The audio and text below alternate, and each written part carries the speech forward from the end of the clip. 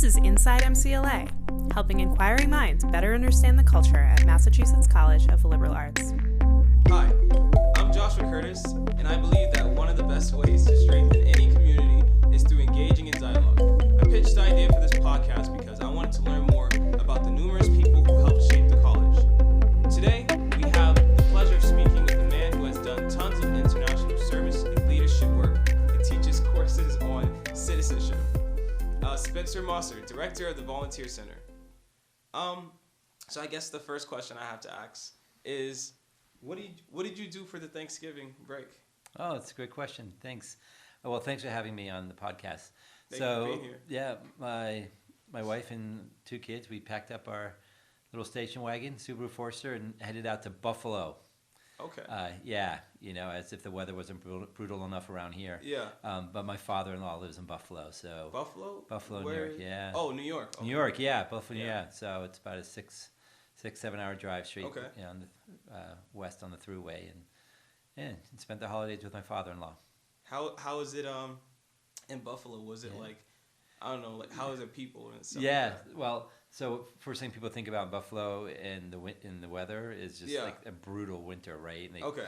Anyone that's familiar with the area talks about the wind off the lakes. Yeah. It's just nasty. But I'll tell you what, it wasn't so bad this Okay. time. And we left a day early to get in front of the storm Mm-hmm. that was coming kind of the same direction as we were heading home. Mm-hmm.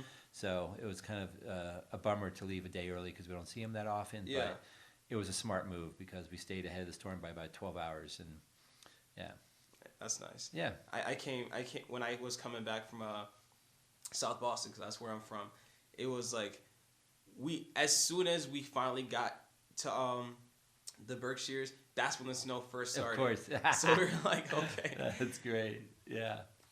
Thank you for sharing that. Yeah. How did you first get into your position, and can you describe the various roles you have on campus in more detail? Sure. So if you're asking maybe how did I land here at MCLA? Yeah. Well, just prior to being here, my wife and I were in Philadelphia, and we're from New England. Mm-hmm. We were in New England prior. Okay. And my wife wanted to pursue a second master's degree. She's an artist. Okay. And an art teacher. What kind of art does she do? She does printmaking, Okay. monotypes, and she teaches. So she has her own studio and sells her own art, but she's an art professor, and so she teaches art. And right now she's down at Bryant University in Providence, Rhode Island, teaching art. So that's far. There's a commute for you. Yeah. So she was pursuing her second art degree, if you will,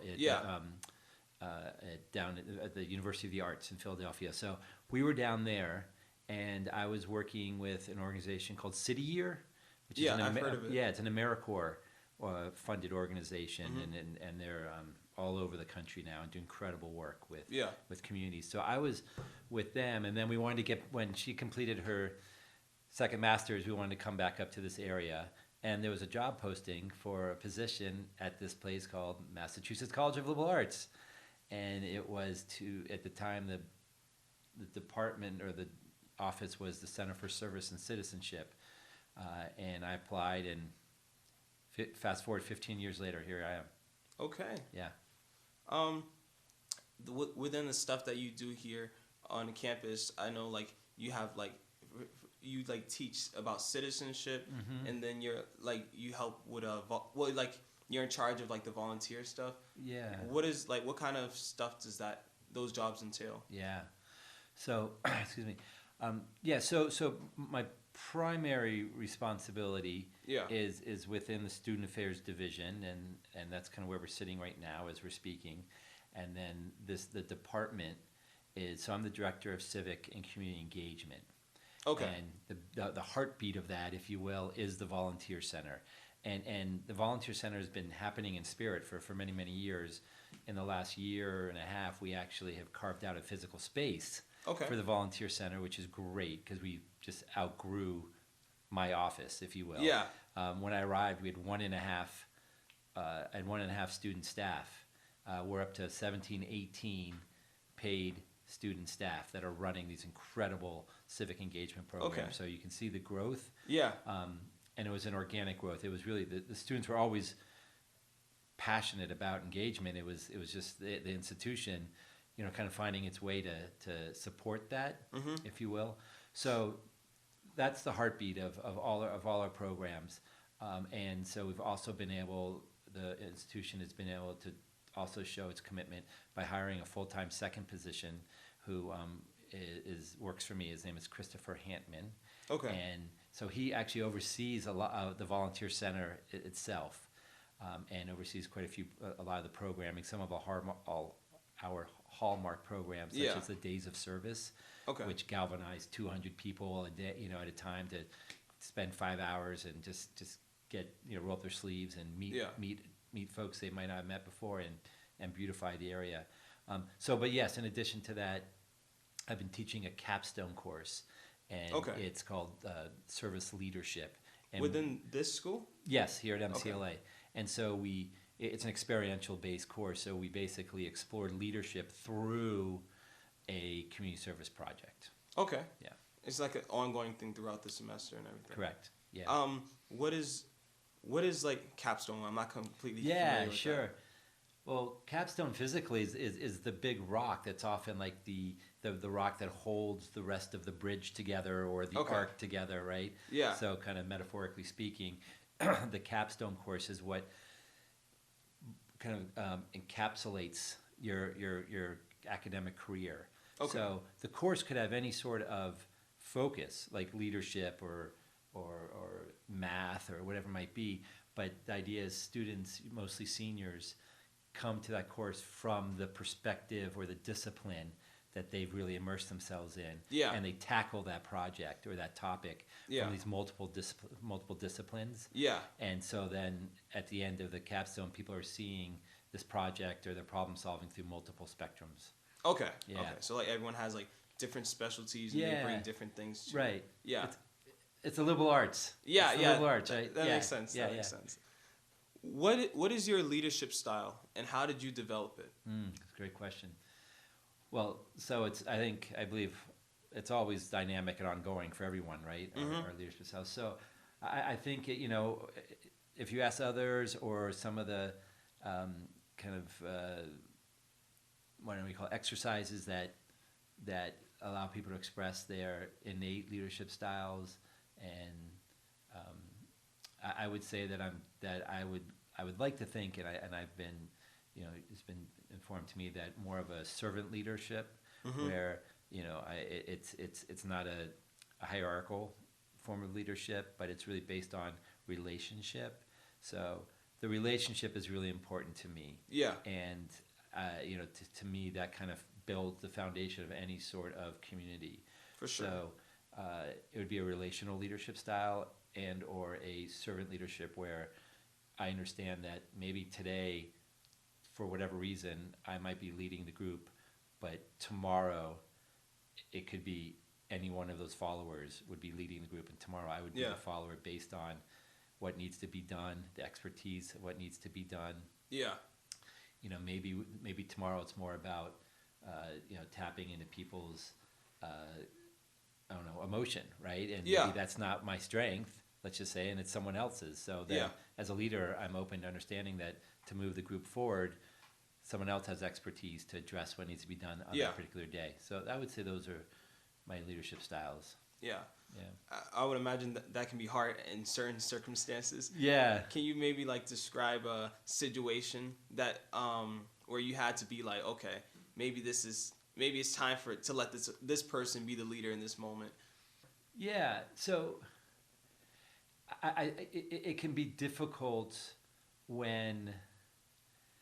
So I work with a lot of students. Yeah. I'm blessed to work with so many incredible folks and to have conversations like we're having with you, right? And I go into any sort of dialogue knowing that I have so much to learn from that person and their life experience. And I'm open to sharing mine as well. There's also when I'm also have a responsibility, right, to help a student go from point A to point B. Yeah. So I think there's a balance in terms of enabling and challenging. Right? Yeah. And so for me, I guess I would say that would be something that I would need to work on more from where if I'm more could possibly be more enabling, which might not be the best thing, right? Yeah. So if I had to like do some of my own inventory work, I'd be like, okay, I need to be a little more direct at times and more challenging for some students to get to where they need to be. Yeah. So if I had to do that, that's kind of something that comes to at the top of my head, and it will often happen like the first day of class when I teach. I say, we're all in this together. I'm not the expert at this at all. You come to this course with incredible life experiences and what has shaped your sense of leadership, and I have mine. But we're gonna go through this together. But then I have to say, but at the end of the day, I'm the professor. Yeah. Right. So it sounds contradictory. It's kind of almost like, well, how do I balance that? Mm-hmm. But I have to identify. But at the end of the day, I'm going to eventually give you the grade. Yeah. Philosophically, I still believe that we're going to learn from each other, but let's be real. Also, at the end of the day, I'll be putting the grades in the book. Yeah. So there's certain things that you want to see them work on specifically, but then there's certain moments where you're just like you want them to use what they've learned. Yeah. Yeah. Yeah. So that's and I think just being honest about that from the very beginning minimizes the student, feeling like they're being kind of not duped, but like, hey, you said that we're in this together, but but really you're in a position of power, and I'm like, yes, I am. But it doesn't mean that for majority of the time we can't have a dialogue around things. There was an interesting, so one thing I do, I don't want to, if anyone's going to, might be taking this class, close your ears. But so there's a point in the semester where near the end, I don't show up to the class. And I will ask a colleague of mine to show up, another faculty member, and say, hey, Spencer got pulled out today. He couldn't make it. So he's confident that you all know what to do. Have a great class. Yeah. And it's so interesting at the next class when I get the feedback from the students, because many have never been in a situation where they have to run their own class. And that is so much the point of the course. Okay. Right? I mean, you have to step up, take a leadership role, figure out what needs to be done, move the whole class forward. Yeah. And a lot of times students will look at each other, and a couple will be like, okay, well, this is usually what we do. We start with it. Hello, listeners. At this point in the interview, I had some technical difficulties, so we're just going to skip ahead to later on our conversation. So as you were saying? Yeah, so we were talking about how if a student is interested in volunteering, we make sure that we are carving out programs that would actually advance and support their academic interests. Yeah. Right. So there's that piece, and then secondary, we have to make sure that we are meeting a need in the community. Right. That's where the community partnership, which I've dedicated the last 15 years in advancing, sustaining, nurturing great community partners. Right. Because without the community partners, we don't have a lot of programs for MCLA students to engage in. Yeah. So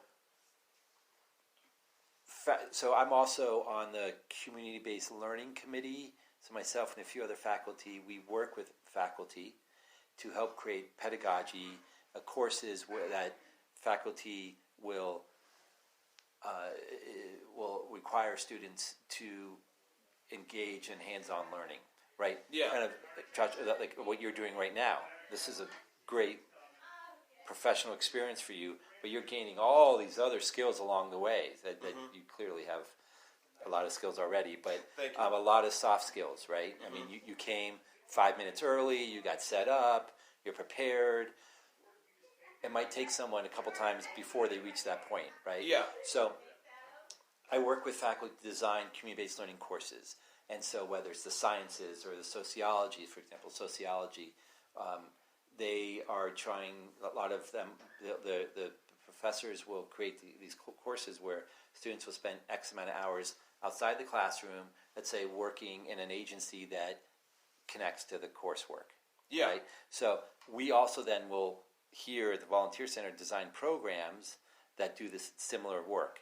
And so then the professor will say, oh, okay, I need you all can do 40 hours of hands-on, experiential-based work with the Cerebral Palsy Organization or BFAIR or any of these places, the Yeah. YMCA. Most definitely. Those students will come to the volunteer center and say, "Hey, man, I got to do 40 hours of this, service learning stuff, God, and so we'll sit down and be like, you are so lucky that you have to do that. Yeah. Let me tell you about, all these students that came through that course and that faculty member, and what an amazing experience they had by participating in our Stage Right program, which is a theater-based program that works with 5th and 6th graders. So we make sure that we are integrating our community service programs with the academics. Yeah, so they can see that there's a connection. Yeah, so they can see there's a connection, and so we have programs that are kind of different focuses because of that. Yeah. Okay. Like education's a big one. The education department really encourages students that are considering majoring in the education to get their feet wet in any of our programs that work with the schools. Okay. Like we talked about sociology, so many students that want to work with Department of Children and Families or social welfare, whatever it might be. Yeah. They'll come and they'll spend 3 or 4 semesters with us mentoring kids in the community. Yeah. Through the YMCA, through all the youth center, through local schools, whatever it might be. And now, I mean, we've had such traction that the agencies will over the summer be like, hey, we've had such a great experience with your MCLA volunteers. Yeah. I'm working with a group of 10 students that aren't able to matriculate through the regular high school program for a whole number of reasons. Mm-hmm. What they really need is a mentor. Right? Yeah. And so let's develop a program together. And we do that. And so another example would be this semester has been great. There's something called a program called Pathways. And it's honest high school. We visit high schools and we call it Honest College Talk. Okay. So I'll work with the guidance counselors at various high schools, and we'll come up with a couple dates, and I'll gather a bunch of college students that are living the college experience and walking the walk and talk about college. Yeah. And we get them in the room with a bunch of high school students that don't know anything from college, or that it's been reinforced through their life here in North Adams that college isn't for them. They can't afford it. They don't have what it takes. Yeah. It's a dead end street, dead end road. To others that are on their way, and they engage in conversation about college. They break down any of the stereotypes. The MCLA students, I mean, it's. I've had tears in my eyes when I've heard the MCLA students tell some of these high school students, like, geographically we might be from 2 different places and we might not look alike, but we have so much in common. Because I know, because I was you 2 years ago. I never thought I would go to college. Everything around me told me I wasn't going to be able to. Mm-hmm. Now look at me. I am choosing to be a mentor, right, to impact in other people's lives and pay it forward. So you can do it. Yeah. And you will do it, and I'm going to help you do it. Yeah. Right? And this relationship is built. And so that's another example of what we do here, and it's so much more than just volunteering, right? Yeah. There's a bond that's developed. Mm-hmm. And you all, the college students, have so much credibility in the eyes of these youth, and that's what really is the most powerful thing. I'm like, you being you and being here, you can impact the youth in North Adams in this region profoundly. Just by your physical presence. Yeah, and then you care, and you've got to come back a second time, and you've got to come back a third time. Yeah, because a lot of them don't have that in their life. Yeah, right? People just walk out. So now that MCLA volunteer has found a set of skills in themselves that maybe they knew they had or maybe they didn't. Yeah. Right? And this is a conversation we have all the time, like, all right, you were just able to mentor this child for 2 years. Mm-hmm. Now, what does that mean for you as you leave MCLA? Okay. What does that mean for you professionally? Mm-hmm. Right? So through the classwork, through the reflection, through the volunteer center, through the relationship, we kind of package this to the next step. That's dope. Yeah. I don't want to take too much of your time, but I have one last question. Out of all the places you've been, like, what has been like 1 or 2 of your favorite places that you've done, like, public service internationally, and why? Yeah, great question. So I'm going to go with, have you heard of the Peace Corps? I've heard of it. Yes. Okay, so the Peace Corps is it's like AmeriCorps, but it's international. Right? I'm not too familiar with them. I just know the name. So the Peace Corps started in the 50s and 60s. Yeah. And it was basically it's a governmental organization, and it's an opportunity for college grads to go wherever there's programming around the world and spend a year or two and helping kind of becoming part of a community as much as possible, and then helping with whatever work is in that area. So like some of the common ones would be teaching in local schools, or helping with public health, or water,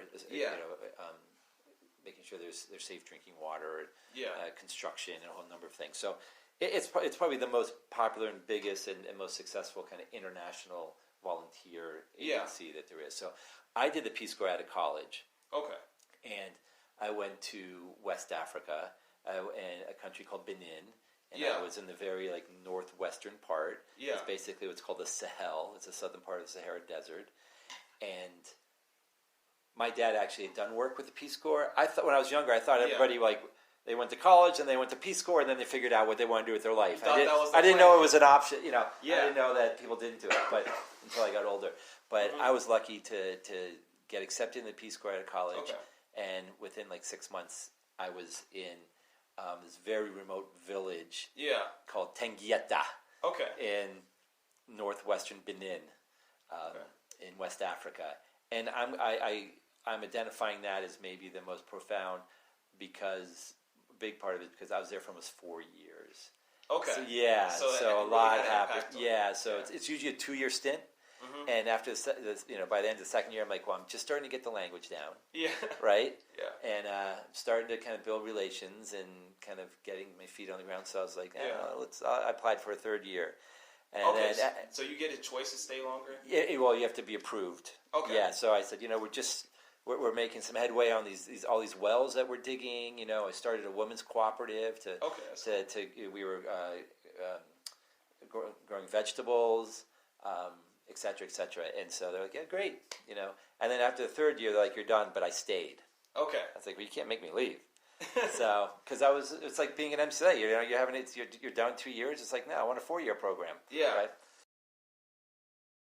Yeah, I just think that because the length of that, it allowed a certain depth and richness that, it's been 15 years, 20 years, I'm not sure, but, almost every day I still think about something, something brings me back to, the almost 4 years I spent in that pretty remote village. And,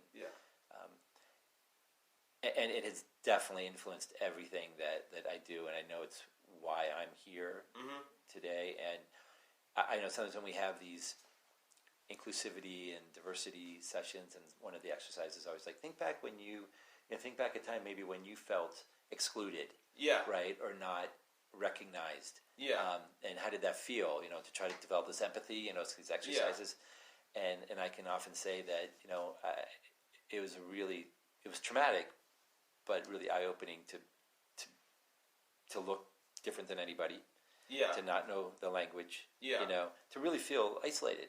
And then how do you work through that? And then that's really, I think, it's provided a sense of empathy for me in the work I do. Yeah. Here. Completely understand. Yeah. Before we wrap up, I just want to say that I was in a leadership program this summer called the Next Generation Leaders, and we ended up going to East Africa for 2 weeks. Oh my God, where'd you go? We went to Kenya and Tanzania, and it was like the way you're describing how that experience impacted you kind of resonates with me. Yeah. Because at first I'm there and I'm like, okay. For me, it was like, okay, all these people look like people I've grown up with and everything. Yeah. But they're coming from completely different worlds, and it was interesting because a lot of them didn't know I was American at first. Yeah. But when they find out I'm American, that whole they would treat me differently. Yeah. And I would have to, and I saw how that impacted everything I would do. And it made, but seeing the hardships they had to go through, and seeing them persist even throughout that was powerful for me. I met a girl who she went to college, and she even went to semester at sea, and they were just talking about how she's there's this village called Kibera, and it was Kibera slums. It was like one of the poorest parts. In Nairobi? Yeah. And I've been there. And she came out, and she was just, and they were so proud of her. They was like, she can do it. Yeah. Everyone here can do it. And I was like, okay. That's why I kind of want to do the same thing like in the future because of that. Yeah. Oh, for sure. Yeah. But thank you so much for being on the show. Thank you for sharing that. That's amazing. And I hope you have a good one. Yeah, you too.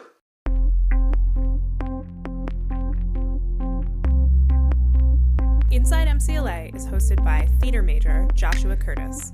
You can keep up with Inside MCLA on Podbean, Facebook, Twitter, and YouTube. To learn more about what's what at MCLA, visit our website, mcla.edu.